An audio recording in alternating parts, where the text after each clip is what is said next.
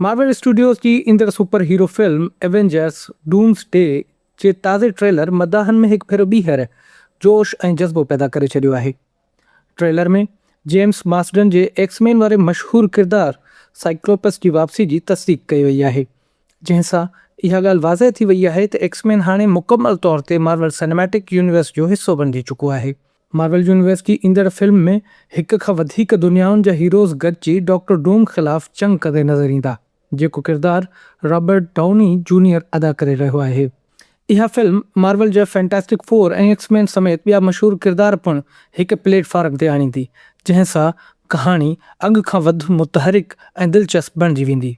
इन खां अॻु बि मार्वल स्टूडियोज़ पंहिंजे मशहूरु किरदारनि जी वापसी जो ऐलान करे चुको आहे, जिन में थोर ऐं स्टीव रॉजर्स जा किरदार शामिल आहिनि, जंहिंसां वाज़ह थिए थो त मार्वल यूनिवर्स जी ईंदड़ फेज़ में पुराणा ऐं नवां किरदार गॾु नज़र ईंदा।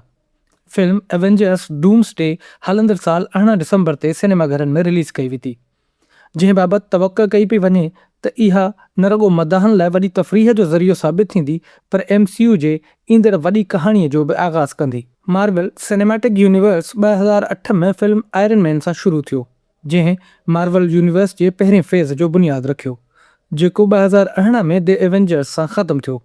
इन सिलसिले जो ॿियो फेज़ 2013 में आयरन मैन 3 सां शुरू थियो ऐं 2015 में एंटमैन सां ख़तमु थियो।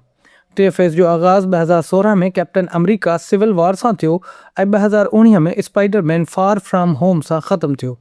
चोथों फेज़ 2021 में ब्लैक विडो सां शुरू थियो ऐं 2022 में black panther Wakanda for ever ते इख़्तिताम पज़ीर थियो। पंजे फेज़ में 2023 जी एंटमैन एंड द वास्प क्वांटोमेनिया ऐं 2025 जे थंडरबोल्ट्स जहिड़ियूं फिल्मूं शामिल थियूं, जॾहिं त छहें फेज़ जो आगाज़ 2025 में the fantastic four first step सां थियो ऐं इहो 2027 में एवेंजर्स सीक्रेट वॉर्स सां मुकमल थींदो। MCU जो इहे फिल्मूं अमेरिका जे मार्वल कॉमिक्स जे मशहूरु किरदारनि ते ॿधियल आहिनि ऐं हिकु गॾियल दुनिया में तरतीब ॾिनल आहिनि, जंहिंमें हींअर ताईं 37 फिल्मूं रिलीज़ थी चुकियूं आहिनि ऐं वधीक 8 फिल्मूं मुख़्तलिफ़ मरहलनि में तयारी हेठि आहिनि। MCU दुनिया जी सभ खां वॾी आमदनी कंदड़ फिल्मी फ्रेंचाइज़ आहे, जेका हिन वक़्त ताईं आलमी सतह ते $32.4 बिलियन खां वधीक आमदनी हासिल करे चुकी आहे, जंहिंमें एवेंजर्स एंड गेम पिणु शामिल आहे, जेका रिलीज़ वक़्तु सभ खां वधीक कमाईंदड़ फिल्म हुई।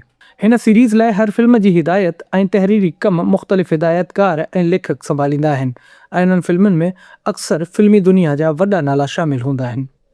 मार्वल स्टूडियोज़ जो सदर केविन फेग लॻभॻि हर फिल्म जो प्रोड्यूसर आहे, जॾहिं त ॿिया एग्ज़ेक्टिव पिणु इब्तिदाई फिल्मुनि लाइ प्रोड्यूसिंग में हिसो वठी चुका आहिनि।